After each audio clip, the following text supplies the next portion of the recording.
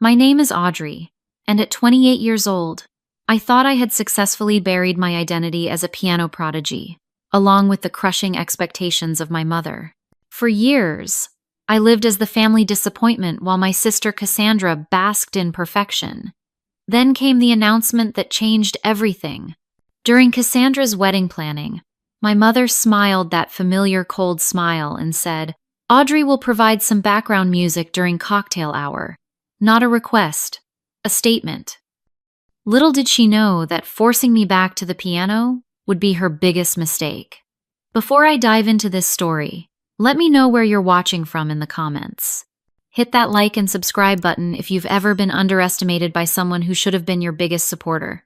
Trust me, you'll want to see how this unfolds. I first touched piano keys when I was 4 years old. My small fingers somehow knew exactly where to go, as if the instrument had been waiting for me. By 6, I was playing pieces most adults struggled with. My mother, Judith, had been a decent pianist herself in her youth, but marriage and children had cut her aspirations short.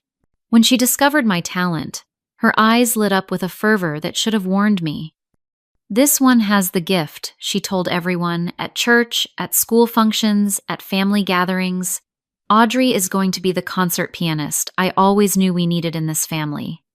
My childhood consisted of 4 hours of practice daily, even on weekends and holidays. While other kids played outside, I sat on the bench, my mother hovering behind me with a timer and a wooden ruler she occasionally used to tap my wrists when my posture slipped. My sister Cassandra was 3 years older, and as average at music as she was, exceptional at everything else. Cassandra was the golden child, beautiful and sociable, with perfect grades and impeccable manners. She played volleyball, became class president, and dated the quarterback. She followed rules and fulfilled expectations. I, on the other hand, only had the piano. "Why can't you be more like your sister?" became the refrain of my youth. Cassandra knows how to present herself. Cassandra doesn't need to be reminded to smile. My father, George, remained largely absent from these dynamics. A corporate attorney who traveled frequently, he seemed relieved to let my mother handle the children. On the rare occasions he witnessed her harsh methods, he would furrow his brow but ultimately retreat to his study with a muted, "Listen to your mother, Audrey." The pivotal moment came when I was 16. I had qualified for the National Young Pianist Competition, an event my mother had been preparing me for since I was 10. The weeks leading up to it were brutal. 6 hours of practice daily, restricted diet, no social interactions that might distract me. "This is your moment," my mother said. "This is what we've sacrificed everything for." The weight of those words crushed me as I walked onto the stage. Under the bright lights, seeing the judges with their stern faces and my mother in the front row, her expression a mixture of hunger and demand, something inside me shattered. My fingers trembled above the keys, and when I began Rachmaninoff's Piano Concerto No. 3, I faltered. Notes that had flowed effortlessly in practice now stumbled from my fingers. Halfway through, I stopped completely, staring at my hands as if they belonged to someone else. The silence in that auditorium was deafening. I looked up to see my mother's face, a mask of fury and humiliation.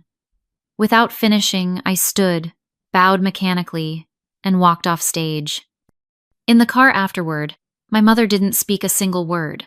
When we arrived home, she looked at me and said, "I've wasted 12 years of my life on you." That night, I decided I was done with piano. I would finish high school, go to college for something practical, and never touch those ivory keys again. Music had become synonymous with failure and disappointment. And I succeeded, mostly. I went to state university, majored in accounting, and secured a respectable job at a firm in the city. I lived 30 minutes from my parents but visited infrequently. When I did, my mother rarely acknowledged my career achievements, instead making pointed references to wasted potential and throwing away natural gifts. Cassandra, meanwhile, had continued her trajectory of perfection. After graduating from an Ivy League school, she'd landed a job at a prestigious marketing firm, where she met Richard, the son of the company's founder. Richard came from old money, had connections throughout high society, and had proposed with a diamond that required its own zip code. My mother nearly burst with pride. "Can you imagine?" She told everyone who would listen, "Cassandra will be a Hamilton. She'll live in that beautiful neighborhood on Westbrook Hill." The engagement sent my mother into a frenzy of planning. The wedding would be the social event of the season, with over 300 guests, including judges, politicians, and even a minor European royal my mother had somehow discovered was distantly connected to Richard's family. I watched from the periphery as wedding discussions dominated every family dinner. My achievements remained invisible while Cassandra's wedding took center stage. "Will you be bringing anyone to the wedding?" my mother asked during one such dinner, her tone suggesting she already knew the answer. "No," I replied, stabbing at my salad. My last relationship had ended 6 months prior, another casualty of my inability to open up emotionally. "Well, at least we won't have to pay for an extra plate," she said with a tight smile. "Those seafood towers Richard's mother insisted on are costing a fortune." Throughout it all, Cassandra floated above the drama, delegating most decisions to our mother while she focused on her career. Sometimes I caught her watching me with an unreadable expression, but we had grown so distant over the years that meaningful conversations seemed impossible. What nobody in my family knew was that, in my apartment, hidden in my spare bedroom closet under a pile of winter coats, sat a digital piano with headphones. On particularly bad days, when the pressure of living up to imaginary expectations became too much, I would play in secret, the music a private rebellion, a reminder of who I might have been in another life, under different circumstances, with different parents. But I never played for anyone.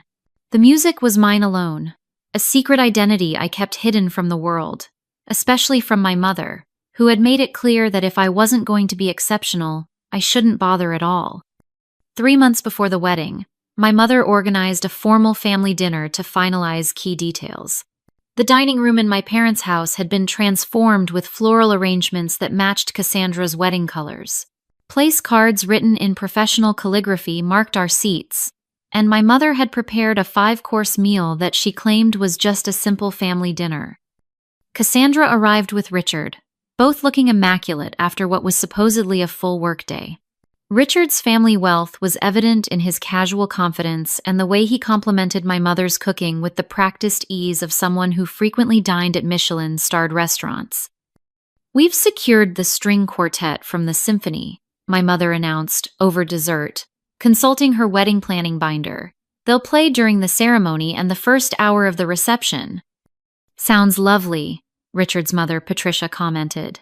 She had joined us for this dinner. A sleek woman in her 60s, with perfectly styled silver hair and jewelry that whispered rather than shouted about its value. "And for the cocktail hour," my mother continued, turning her gaze to me with a smile that didn't reach her eyes, "Audrey will provide piano music." The bite of chocolate cake in my mouth turned to ash. I swallowed hard, certain I had misheard. "Excuse me?" I managed. "You'll play the piano during cocktail hour," my mother repeated, as if stating something we had previously agreed upon. "It will add a personal touch, and it saves us the cost of additional musicians." Everyone at the table was looking at me.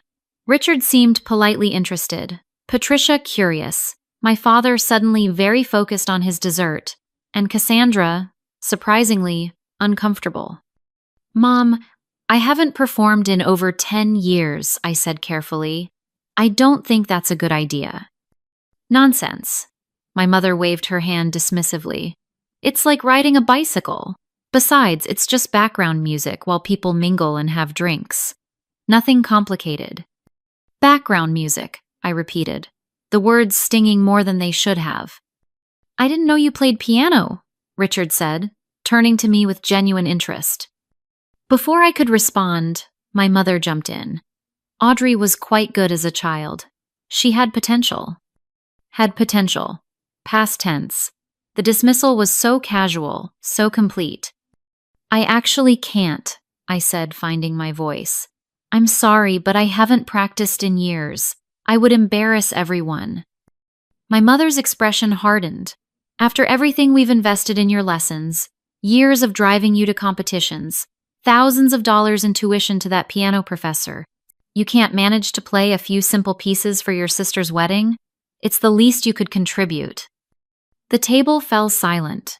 Patricia looked down at her plate, clearly uncomfortable witnessing family tension. Richard cleared his throat and reached for his water glass. Judith, my father finally spoke up. If Audrey doesn't want to play, we shouldn't force her. It's fine, Cassandra interjected, surprising me. We can hire someone else. But my mother wasn't backing down. No, it's not fine. Everyone in this family is contributing to make this wedding special. I'm handling all the planning. Your father is paying a small fortune, and all I'm asking of Audrey is 1 hour of piano playing. 1 hour. She turned to me, her voice softening into something more dangerous than her anger. Unless, of course, you can't even do that much for your sister. I understand if you're still too traumatized by your failure at that competition to help your own family. And there it was, the perfect manipulation. My greatest shame leveraged against me, wrapped in concern, presented as a family obligation. To refuse now would confirm everything she believed about me, that I was selfish, incapable, a disappointment. I looked at Cassandra, hoping for some sisterly support, but she was examining her engagement ring, her expression closed off. My father had retreated entirely, studying his coffee cup as if it contained ancient mysteries. Fine, I said finally. I'll play for the cocktail hour. My mother's smile was triumphant. Wonderful. I'll have a list of appropriate pieces for you to prepare. Nothing too showy, of course, just pleasant background music. Yes, I agreed, my voice hollow, just background music. As the conversation moved on to floral arrangements and seating charts, I sat in silence, feeling 16 years old again, a puppet with my mother pulling the strings. After dinner, as I was preparing to leave, Cassandra caught me in the hallway. You don't have to do this, she said quietly. I looked at her, surprised by the first genuine moment between us in years. Yes, I do. You know how she is. Cassandra glanced toward the dining room where our mother was chatting with Patricia. I know, I'm sorry she put you on the spot like that. It's your wedding, I shrugged. Apparently, everyone has to contribute. For what it's worth, she hesitated. I remember how amazing you were. You could play circles around that string quartet she's hired. Before I could respond, our mother called for Cassandra, and the moment passed. I drove home that night with my hands gripping the steering wheel so tightly my knuckles turned white, rage and humiliation battling inside me. The next morning, an email from my mother arrived with an attached document titled Appropriate Wedding Selections. It contained a list of bland, inoffensive pieces, the kind played in department store elevators. At the bottom, she had written, Remember, this is Cassandra's day. Please keep the music tasteful and unobtrusive. Unobtrusive. Background music. That's all I was to her now. A utilitarian addition to her perfect wedding tableau. Not even worth featuring. Just there to fill sonic space until the real celebration began. For days afterward, I cycled through emotions, from anger to resignation. I considered backing out, claiming illness or a work emergency, but the thought of the satisfaction my mother would take in my failure to follow through stopped me. Once again, I was trapped in her expectations, even when those expectations were for me to be mediocre. The digital piano in my closet came out of hiding the weekend after the dinner. I set it up in my living room, a space it had never occupied before, and stared at it like it was both an old friend and a dangerous adversary. The black and white keys seemed to watch me expectantly. When I finally sat down and placed my fingers on the keys, something unexpected happened. Rather than the dread I anticipated, I felt a small, familiar thrill. My fingers remembered what my conscious mind had tried to forget, and when I began to play a simple C major scale, it flowed with surprising ease. That first evening, I played for 3 hours straight, moving from scales to simple pieces I recalled from memory, gradually working up to more complex compositions. My technique was rusty, certainly, but the foundation remained solid, buried under years of neglect, but not destroyed.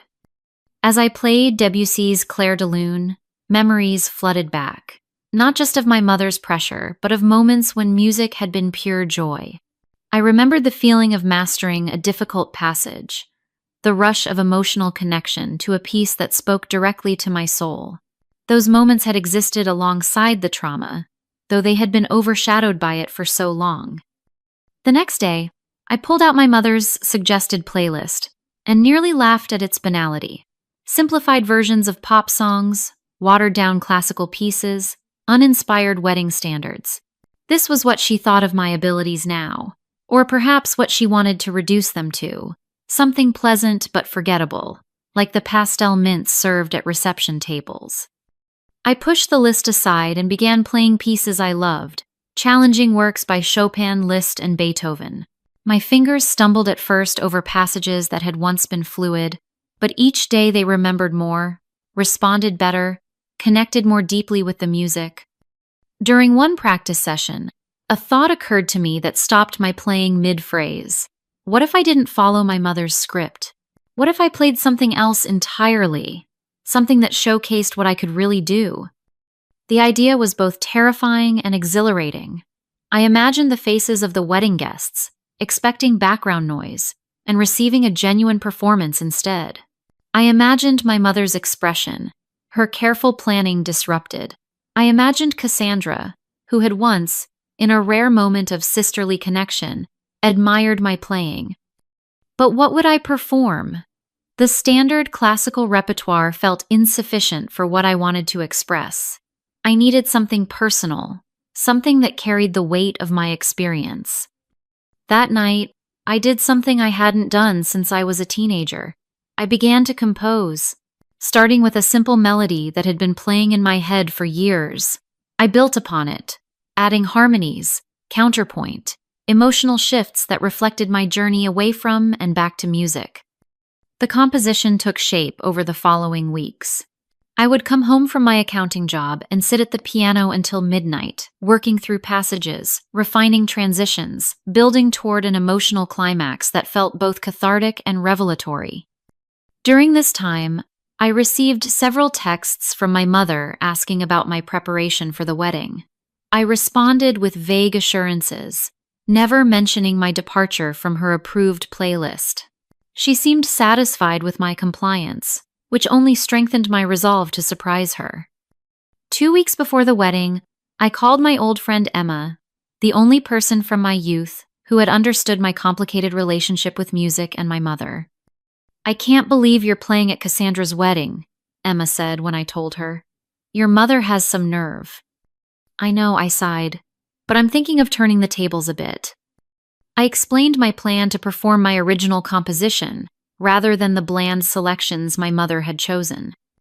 "That's either the bravest or craziest thing I've ever heard," Emma laughed. "But I think you should do it. This isn't just about getting back at your mother, Audrey. It's about reclaiming something that was taken from you." "What if I mess up?" the old fear surfaced. "What if I freeze like I did at that competition?" "You're not 16 anymore," Emma said gently. "You're not playing for judges or for your mother's approval. You're playing for yourself, to tell your story. That makes all the difference." After hanging up, I returned to the piano with renewed purpose. This performance wouldn't be about perfection or meeting external standards. It would be about truth, about translating my experience into sound, about turning years of pain into something beautiful. As the wedding approached, I experienced nightmares reminiscent of those from my competition days. In one, I sat at the piano, but my fingers were frozen solid. In another, the keys melted away as I tried to play. I would wake up breathless, doubting my decision. Yet each morning, I returned to practice with determination. The piece evolved as I worked, becoming more nuanced, more honest. It began with hesitant, simple notes that evoked childhood, moved through turbulent passages representing conflict and pressure, then dissolved into broken, discordant sections reflecting my breakdown and abandonment of music. But it didn't end there. It rebuilt from those fragments into something new, something that integrated the classical training of my youth with emotional maturity and self-acceptance. 3 days before the wedding, I performed the complete piece for the first time in my apartment, playing it from start to finish without stopping. When the final notes faded, I realized my face was wet with tears. The composition had become more than an act of rebellion. It was a conversation with my past self, an acknowledgement of both the damage done and the strength found. That night, I received a final email from my mother with logistical details about the wedding. "The cocktail hour will be from 5 to 6, she wrote. "The piano will be set up in the east corner of the terrace. Please dress appropriately, and remember to be punctual. The real entertainment begins at 6:30 with dinner and dancing." The real entertainment. Her words confirmed what I already knew, that in her eyes I was an afterthought, a practical solution to fill space. But for the first time, her dismissal didn't wound me as deeply. I had found something in these weeks of preparation that she couldn't diminish with her words, a connection to music that existed independently of her approval. The night before the wedding, I practiced one last time, then carefully printed out the sheet music to my composition, though I had memorized every note. I titled it simply, "Return." As I packed up my music and prepared my outfit for the wedding, I felt a strange calm replace the anxiety that had dominated my preparation. Whatever happened tomorrow, I would be playing as my authentic self for the first time in more than a decade. That alone was a victory no one could take from me.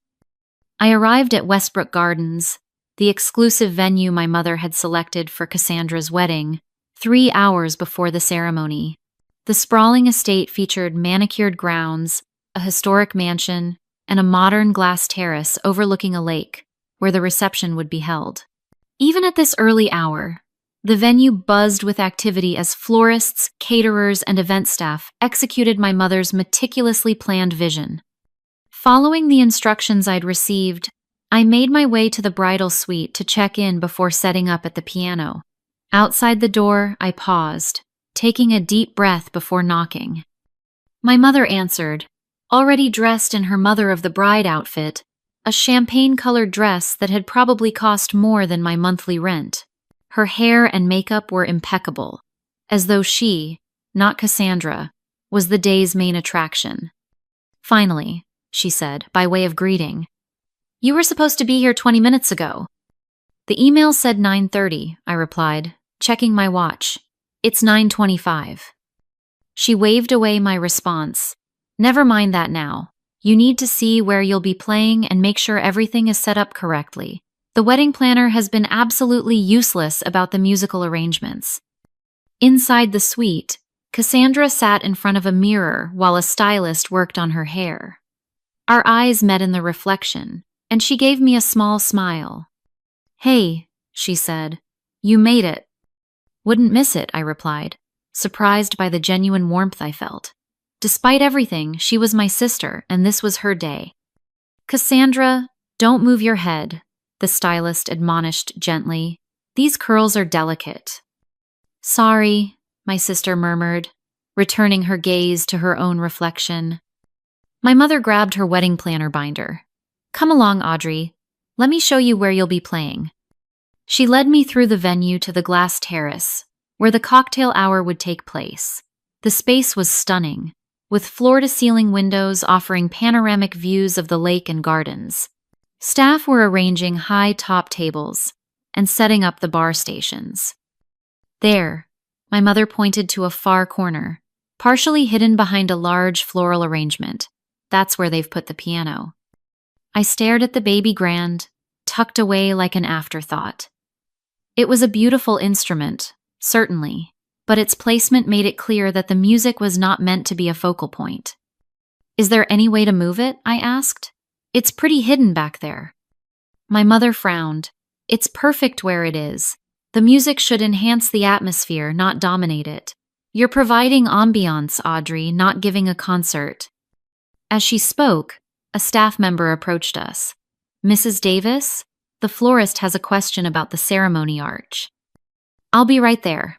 my mother said before turning back to me. Get familiar with the piano. And remember, nothing flashy. As she walked away, I approached the instrument and lifted the lid. Despite its relegation to the corner, it was a Steinway, well-maintained and perfectly tuned. I ran my fingers lightly over the keys, testing their action. It responded beautifully, with a warm, rich tone that my digital piano at home couldn't match. I took out my sheet music and placed it on the stand, then sat down to play a few measures of my composition. The acoustics in the glass terrace were surprisingly good, the sound traveling clearly despite the space's size. As I played, a woman in an elegant navy dress approached, listening with evident appreciation. "That's lovely," she said when I paused. "Not the usual wedding fare." "Thank you," I replied, closing the piano lid. "Just warming up." "Are you the bride's friend?" "Sister, actually." Her eyebrows rose slightly. "How wonderful that you're sharing your talent on her special day. Are you a professional pianist?" "No," I said, the familiar twinge of what might have been passing through me. "I work in accounting." "What a shame," she commented. "You play beautifully." Before I could respond, I heard my mother's voice. "Patricia, there you are." I realized with a start that the woman was Richard's mother, whom I had met briefly at the dinner weeks ago. "Judith," Patricia nodded coolly. "Everything looks beautiful." "Thank you," my mother preened. "We wanted nothing but the best for Cassandra and Richard." She glanced at me. "I see you've met Audrey." "Yes, I was just complimenting her playing.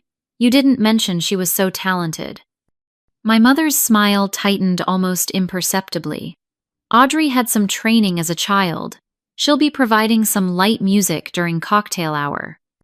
"Light music," Patricia repeated, looking at me with new interest. "I see. Well, I look forward to hearing more later." As she walked away, my mother turned to me. "What were you playing just now? It didn't sound like anything from the list I sent you."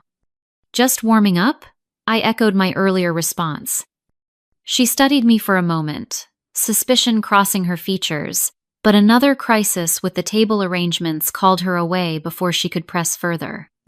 Left alone, I explored the venue, eventually finding myself near the ceremony space where the string quartet was rehearsing. They were professional musicians from the City Symphony, their playing precise and beautiful. I stood listening until the first violinist noticed me. "You must be the bride's sister," she said during their break. "The pianist, right?" I nodded, surprised to be recognized. "Your mother mentioned you," she explained. "Said you'd be playing some easy pieces during cocktail hour." Easy pieces.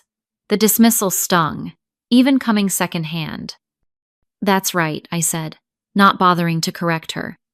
"Well, don't worry about following us. We finish with the recessional, then we're off until dinner. The hour is all yours." I thanked her and continued wandering, eventually finding myself back at the bridal suite. The door was ajar, and I could hear Cassandra's voice, sounding uncharacteristically vulnerable. "I just wish Dad had stood up to her more about the guest list," she was saying to someone. "Half these people are her friends, not ours." I hesitated, not wanting to eavesdrop, but curious about this rare crack in my sister's perfect facade. "Sweetheart, you know your mother," came my father's voice. "She sees this wedding as a reflection on her." "It's supposed to be about Richard and me," Cassandra sighed. "Sometimes I think she's been planning this day since I was born, and I'm just the mannequin she gets to dress up." The parallel to my own experience with piano was striking. Had Cassandra also been performing to a script our mother had written? The thought that we might share this burden had never occurred to me. I knocked gently on the doorframe. "Can I come in?" Cassandra looked up, momentarily flustered. "Audrey, yes, come in." My father stood awkwardly by the window, clearly uncomfortable with the emotional conversation I had interrupted. "I should check on the parking situation," he mumbled, squeezing my shoulder as he passed. Alone with my sister, I wasn't sure what to say. We had existed in separate orbits for so long, assigned different roles in our family drama. "You look beautiful," I offered truthfully. Her dress was elegant and understated, her makeup enhancing rather than masking her features. "Thanks," she smiled. "Are you all set up for later?" I nodded. "The piano's beautiful, even if it is hidden in the corner." Cassandra rolled her eyes. "Mom insisted on that. Said people shouldn't be distracted from networking during cocktail hour." She hesitated, then added, "I wanted to ask you to play during the ceremony too, but she had already booked the quartet." This revelation surprised me. "You did?" "Of course," she said, adjusting her veil. "You were always the musical one in the family." "And you were always the perfect one," I said, the words escaping before I could stop them. Instead of being offended, Cassandra laughed, a short, bitter sound. "Perfect? God, Audrey, I've been trying to live up to impossible standards my entire life. Do you know how exhausting that is?" The question hung between us, a sudden bridge across years of misunderstanding. I did know, perhaps better than anyone. "Yes," I said simply, "I do." Our eyes met, and for a moment, I saw my sister clearly, perhaps for the first time, not as the golden child or my mother's ally, but as another daughter trying to navigate the treacherous waters of our mother's expectations. The moment was broken by a knock at the door. "15 minutes until we need you in position, Miss Davis," called the wedding coordinator. "I should go," I said, suddenly reluctant to leave this newfound connection. "Audrey," Cassandra called as I reached the door. "Play something beautiful today, okay? Something real." I smiled, my resolve strengthening. "I will, I promise." As I made my way back to the terrace to prepare for my performance, I passed my mother directing staff to rearrange a flower display. "There you are," she said, spotting me. "The coordinator wants to run through the timing. And I've told the sound technician to keep your microphone at a lower level, so don't worry about being too loud." A lower level. Another way to ensure I remained in the background. Unobtrusive. Forgettable. "Thanks," I said, my voice steady despite the anger simmering beneath. Guests would begin arriving soon. In less than 2 hours, I would be sitting at that piano, facing a choice. The most significant musical decision I had made since walking off that competition stage 12 years ago. As I watched my mother continue her rounds, making minute adjustments to her perfect vision, I felt a calm certainty settle over me. I knew exactly what I would play. The ceremony went off without a hitch, each moment unfolding according to my mother's precise vision. Cassandra was radiant as she walked down the aisle on our father's arm, and even I felt a lump in my throat when she and Richard exchanged vows. Throughout it all, the string quartet provided the expected musical backdrop, their performance flawless but conventional. As guests moved from the garden ceremony space to the glass terrace for cocktail hour, I made my way to the piano tucked in its corner. My mother intercepted me, straightening my already straight dress collar. "Remember, nothing too complicated," she instructed. "People will be talking, networking, just provide a pleasant atmosphere." "I understand," I replied, my external calm belying the storm of emotions beneath. She studied me for a moment, perhaps sensing something in my tone, then added, "After the first 30 minutes, the string quartet will join for background music during dinner. You'll be done then." With a final appraising look, she moved away to direct guests toward the bar. I watched her go, noting how she seemed to glow with satisfaction as several attendees complimented her on the beautiful ceremony.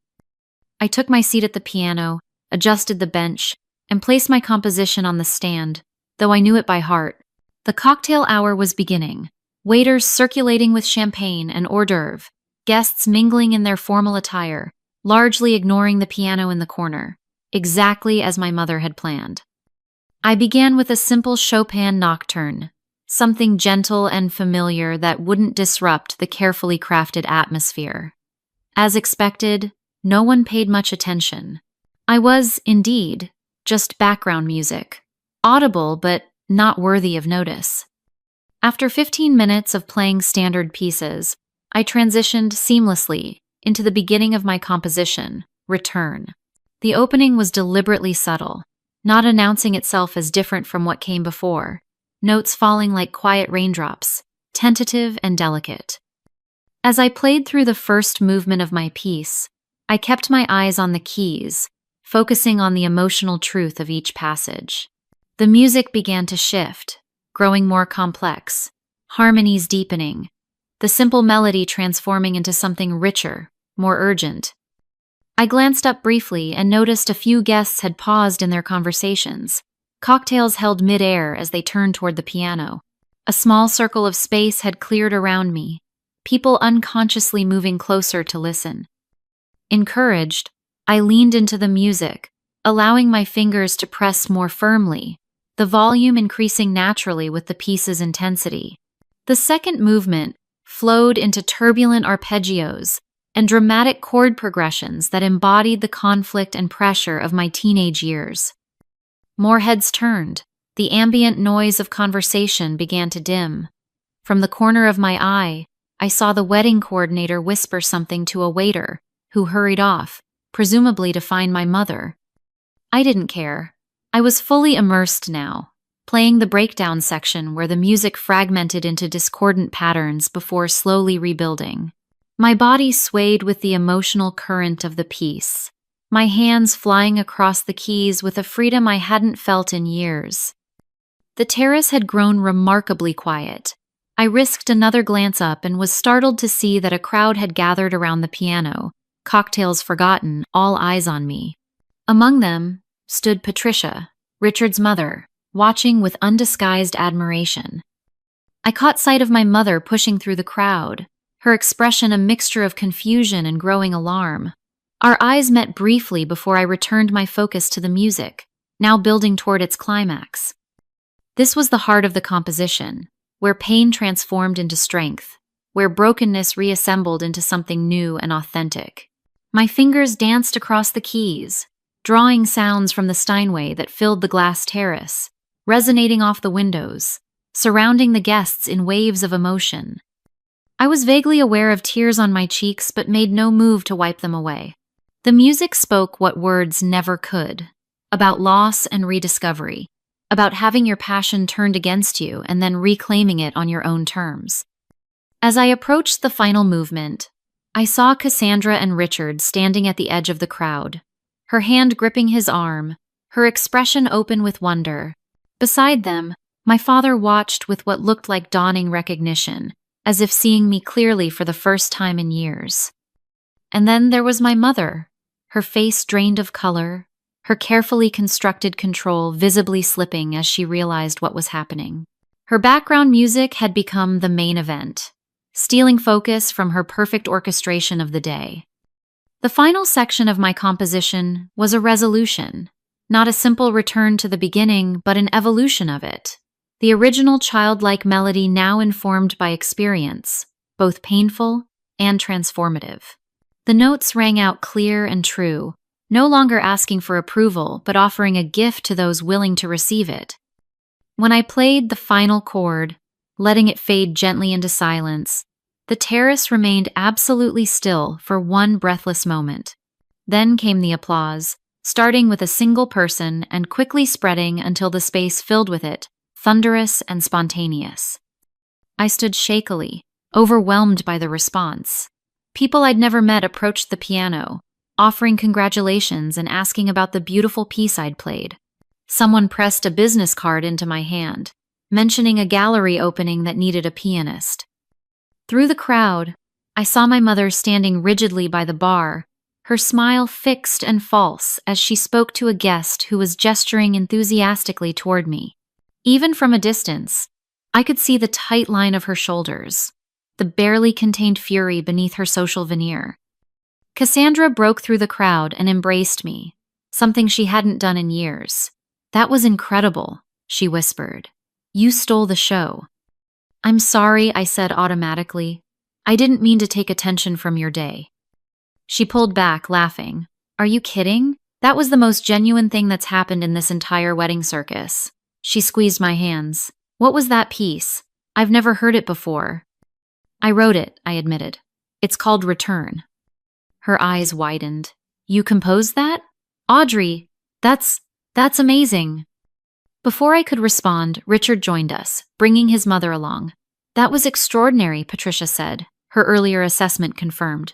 Richard told me you were talented, but I had no idea. Thank you, I managed, still processing the overwhelming response. Do you have a card? She continued.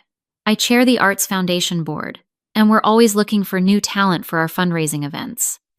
As I fumbled through an explanation of my accounting career and recent return to music, I saw my mother finally approaching, her social smile firmly in place, though her eyes were cold.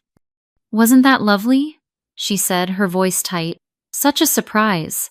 Audrey, the coordinator needs you to wrap up now. The string quartet is ready for dinner music. Actually, Patricia interjected smoothly, I was just telling Audrey how much I'd love to hear more during dinner. That quartet can play any time, but this was special. My mother's smile froze. Oh, but we've already arranged the schedule. The quartet is contracted for dinner. I'm sure they wouldn't mind a short break, Richard suggested, supportive of his mother's interest. Audrey could play during the salad course, perhaps? Caught between her desire to control the event and her inability to refuse her new in-laws, my mother hesitated just long enough for Cassandra to step in. I think that's a wonderful idea, my sister declared. It's my wedding, after all, and I'd love to hear my sister play again. My mother had no choice but to acquiesce. Of course, dear. Whatever you want. As guests were directed toward their dinner tables, I found myself in the unexpected position of being moved from the corner to a more central location for my additional performance. The string quartet, professional to the core, graciously adjusted their schedule. Through it all, I felt a sense of vindication that went beyond proving my mother wrong. I had reconnected with a part of myself I thought was lost forever, and in doing so, had discovered a strength I never knew I possessed. When I sat down to play again during dinner, it was with the confidence of someone who had finally found her voice. And as my music filled the reception hall, I noticed my mother watching from the side, her expression a complex mixture of emotions I couldn't fully decipher.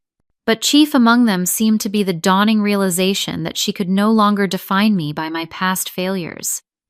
For the first time in my adult life, I played not as the daughter who had disappointed, but as Audrey, the pianist who had something genuine to say.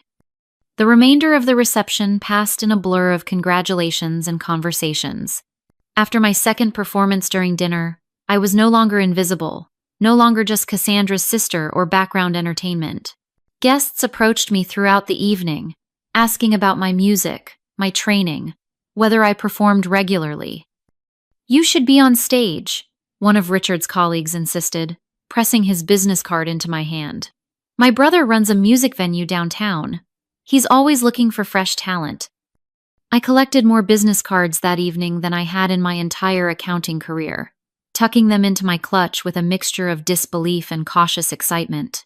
Each one represented a possible future I had long ago abandoned. As the night progressed, I noticed my mother maintaining her distance, circulating among guests with her practiced smile, deflecting compliments about my performance with vague acknowledgments before steering conversations back to the wedding details she had orchestrated. Near the end of the evening, as the dancing wound down and guests began to depart, I found myself alone by the dessert table when my mother finally approached.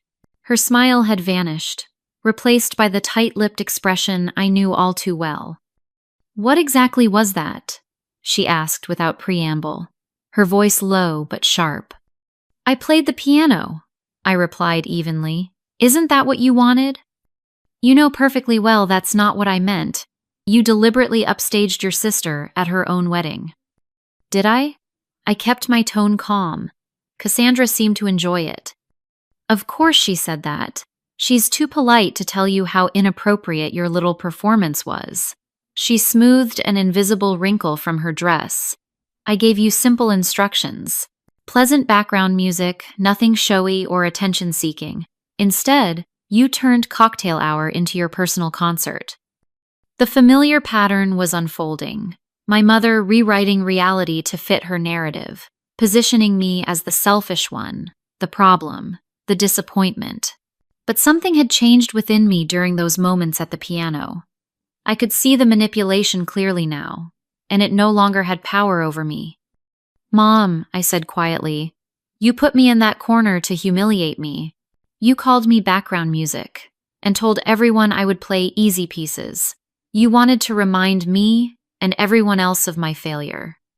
Her eyes widened slightly, unused to direct confrontation from me. "That's ridiculous. I was giving you an opportunity to contribute." "No," I shook my head. "You were putting me in my place, the same way you've been doing since I was 16. Is that what this was about? Some delayed teenage rebellion?" She glanced around to ensure no one was witnessing our exchange. "After everything I sacrificed for your musical education, this is how you repay me? By embarrassing me in front of everyone?" "I didn't play to embarrass you," I said, surprising myself with how steady my voice remained. "I played for me, because I needed to remember who I am." "And who is that? Exactly. The girl who choked under pressure? Who threw away years of training and investment?"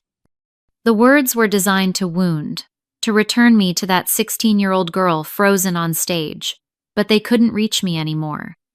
"I'm a pianist who stopped playing to please others and started playing to express myself," I answered. "And I'm sorry if that doesn't fit into your perfect vision of this wedding or our family." She stared at me, momentarily speechless, unused to this version of her usually compliant younger daughter. "Is everything okay?" Cassandra's voice broke the tension as she joined us, still radiant in her wedding dress despite the long day. "Everything's fine," our mother recovered quickly. "I was just telling Audrey how lovely her playing was." Cassandra looked between us, clearly not believing the lie but unwilling to challenge it directly. "Well, I thought it was incredible. Everyone's been talking about it." "That's nice, dear," our mother patted her arm. "But it's your day. You should be the one everyone's talking about." "Mom," Cassandra sighed, "I've had plenty of attention. I'm happy for Audrey to have some too." A flash of something, perhaps genuine hurt, crossed our mother's face. "I only wanted your wedding to be perfect."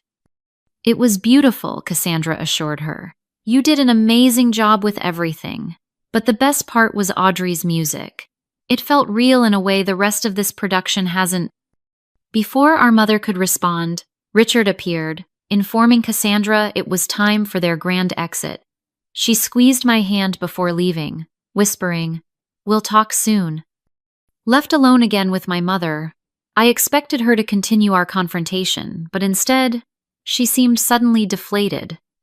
"Your father wants to leave soon," she said stiffly. "Will you be all right getting home?" "I'll be fine," I assured her, recognizing the conversation was over for now.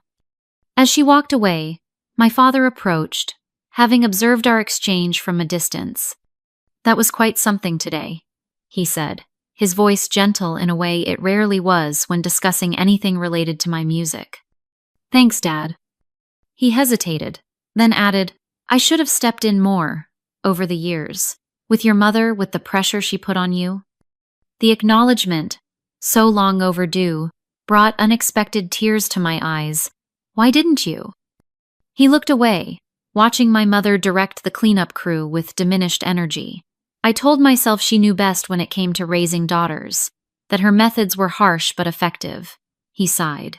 And the truth is, it was easier to go along than to challenge her. "It was hard," I admitted, being the one who always disappointed her. "You never disappointed me," he said quietly. "I was always proud of you, Audrey. I just never said it enough." We stood in silence for a moment, the weight of years of unspoken words between us. "You're playing tonight," he finally continued. "It reminded me of why you loved music in the first place, before all the competitions and pressure. It was alive." "It felt alive," I agreed, "for the first time in a long time." "Don't stop again," he said, surprising me with the directness of his request. "Whatever happens with your mother, with your job, don't give it up again." As the evening drew to a close, I found myself sitting alone at the now empty piano, running my fingers lightly over the keys that had helped me reclaim a part of myself I thought was lost forever. The venue staff worked around me, breaking down tables and collecting centerpieces, but allowed me this final moment with the instrument. I played a few quiet notes, already missing the feeling of being fully connected to the music, to myself. Today had changed something fundamental, shifted the ground beneath my feet. I wasn't sure what would come next, what conversations awaited with my mother, what opportunities might arise from the business cards in my purse, but I knew with certainty that music would be part of it. As I finally stood to leave, one of the catering staff approached. "My sister was here earlier," she said shyly. "She took a video of you playing that made me cry when she showed me. She said you wrote it yourself." I nodded, touched by this unexpected connection. "Well," she continued, "I just wanted to say thank you. It was beautiful." Her simple appreciation, free from the complicated history and expectations that had defined my relationship with music, felt like the perfect conclusion to this transformative day. Driving home in the quiet of early morning, I felt both exhausted and exhilarated. The confrontation with my mother wasn't fully resolved, and years of complicated family dynamics couldn't be healed in a single evening, but something had shifted. I had found my voice again, not just musically, but personally, and that was a beginning worth celebrating. In the days following Cassandra's wedding, I existed in a strange limbo. I returned to my accounting office, filed reports, attended meetings, but it all felt distant, as if I were watching someone else go through the motions. The only thing that felt real was the time I spent at my piano each evening, expanding on the composition I had played at the wedding, exploring new musical ideas with a freedom I hadn't allowed myself in years. A week after the wedding, Cassandra called from her honeymoon in Greece. "I'm still getting messages about your performance," she told me, the sound of ocean waves in the background. "Patricia is practically your personal PR agent now." I laughed. "She's already emailed me twice about playing at the Arts Foundation Gala in the fall." "You should do it," Cassandra said. "You're wasted in that accounting firm." "It's not that simple," I replied, though part of me wondered if perhaps it could be. "By the way," she added, before hanging up, "Mom hasn't said anything directly, but I can tell she's still processing what happened. Give her time." Time was exactly what I needed as well.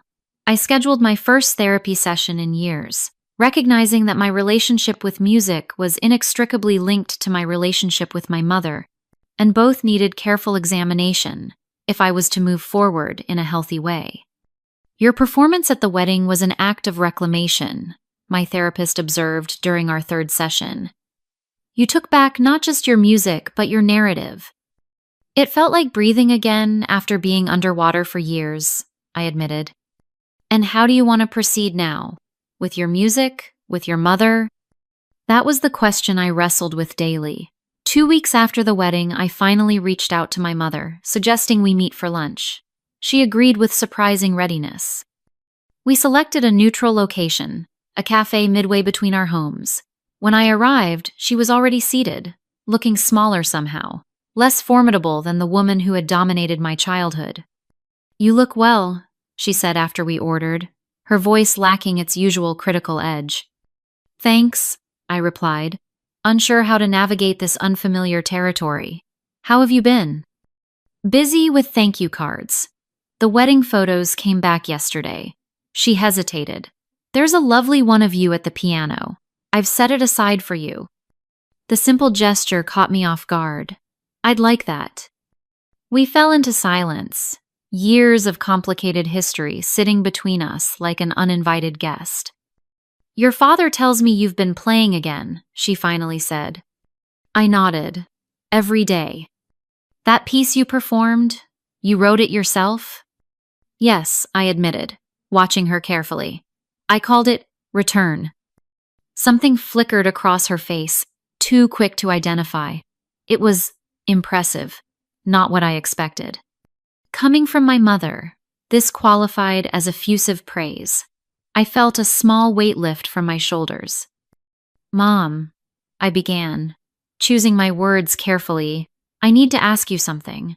When you insisted I play at the wedding, was it really just about saving money on musicians? Or was it about reminding me of my failure? Her hand tightened around her water glass. I expected denial, deflection, or anger, the usual responses whenever I questioned her motives. Instead, she surprised me. "I don't know," she said quietly. "Maybe both. Maybe neither." She looked up at me, her expression more vulnerable than I could ever remember seeing it. "When you stopped playing, it felt like you were rejecting everything I had tried to give you." "It wasn't about rejecting you," I said gently. "It was about surviving. Your expectations were crushing me." She flinched slightly but didn't argue. "I wanted you to succeed where I couldn't. I thought pushing you would make you stronger." It nearly broke me. We sat with that truth between us, neither rushing to fill the uncomfortable space it created. "I never understood why you quit," she finally continued. "You had such extraordinary talent." "The joy was gone," I explained. "Music became about perfection, about your approval, about not disappointing you. It wasn't mine anymore." She considered this, turning her coffee cup slowly. "And now?" "Now it's mine again," I said simply. "I play because I want to, because it helps me express things I can't put into words." "Like at the wedding." I nodded. "Exactly like that." My mother took a deep breath. "I saw Richard's mother yesterday at her book club. She couldn't stop talking about you, about how you should be performing professionally." A hint of her old competitiveness surfaced. She asked if you had an agent. I couldn't help but smile. "I'm not looking for an agent, Mom. I'm just rediscovering something I love." "Well," she sniffed, "Patricia thinks you're wasting your talent at that accounting firm." Surprisingly, I found myself laughing. For once, we might all agree on something. The lunch ended without dramatic reconciliation or complete resolution, but it was a beginning. We had spoken more honestly than we had in years, acknowledging hurts without inflicting new ones. It was progress, the first tentative steps toward a different kind of relationship. Over the following months, I continued my therapy, gradually untangling the complex web of expectations, perfectionism, and self-doubt that had defined my relationship with music. I accepted Patricia's invitation to play at the Arts Foundation Gala, my first public performance since the wedding. My mother attended, sitting stiffly in the audience but applauding sincerely when I finished. I started teaching piano to adults in the evenings, finding unexpected fulfillment in helping others connect with music without the pressure of perfection. Some of my students were beginners, others returning to the instrument after years away, all of them approaching the piano with a mixture of trepidation and hope that felt deeply familiar.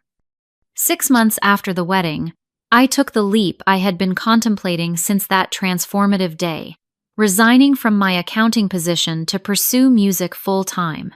It wasn't an easy decision, trading security for passion, but it felt right in a way few decisions in my life had. Cassandra supported me wholeheartedly, even offering financial assistance that I politely declined. Our relationship had transformed too, the old rivalry giving way to a genuine appreciation of each other's strengths and struggles. She told me during a rare sisters-only dinner, "Watching you play at my wedding made me realize something. I've spent my whole life doing what was expected, checking boxes, being perfect. But I've never had anything that was truly mine, something I loved the way you love music." "It's never too late to find it," I encouraged her. My father, true to his word at the wedding, became my unexpected champion, attending every performance, sitting in the front row with an expression of undisguised pride. "I always knew you'd find your way back to it," he told me, after a particularly successful concert. My mother's journey was more complicated. Old habits died hard, and she still occasionally slipped into critical comments or attempted to direct my musical choices. But there were moments of genuine connection, too, like when she unearthed my childhood music books from the attic or reluctantly shared stories of her own brief career as a pianist. "I was never as good as you," she admitted one evening after hearing me practice a particularly challenging piece. not even close. The admission, so simple, yet so profound, helped me understand her better than years of conflict had. Her perfectionism, her pushing, her living vicariously through my achievements, all stemmed from her own sense of inadequacy, her own unfulfilled dreams. Understanding didn't erase the damage done, but it made forgiveness possible, a forgiveness that was as much for me as for her. A year after Cassandra's wedding, I released my first album of original compositions, with Return as the title track. The critical response was positive, the commercial success modest but encouraging. What mattered most was the sense of completion, of having transformed a moment meant to humiliate me into something lasting and meaningful. At my album release concert, I dedicated the final piece to my family, all present in the front row. "This is for those who shaped me, for better and for worse," I said from the stage, "for teaching me that sometimes the longest journey is finding your way back to yourself." As my fingers touched the keys, I felt none of the anxiety that had once paralyzed me, only the pure connection between artist and instrument, between emotion and expression. The music flowed through me, honest and imperfect and alive. In that moment, I understood that healing isn't about erasing the past or forgetting the pain, but about integrating it into a larger story, one where trauma doesn't have the final word. My mother had forced me to play at my sister's wedding to remind me of my place, but instead, I had found my voice. The music that was meant to keep me in the background had brought me center stage, not just literally, but in my own life. The journey wasn't over. The relationship with my mother still complicated, the path forward not always clear. But the silence that had defined so much of my life had been broken, replaced by melodies of my own making, played not for approval or perfection, but for the simple, profound joy of being heard. Have you ever had a moment when something meant to diminish you became the catalyst for reclaiming your power? I'd love to hear your stories in the comments below. If this journey of rediscovering passion after years of silence resonated with you, please like and subscribe to hear more authentic stories of transformation. Thank you for listening to my story today. And remember that it's never too late to return to what makes your soul sing. Share this with someone who might need to be reminded of their own forgotten talents. Until next time, keep playing your own music, whatever form it takes.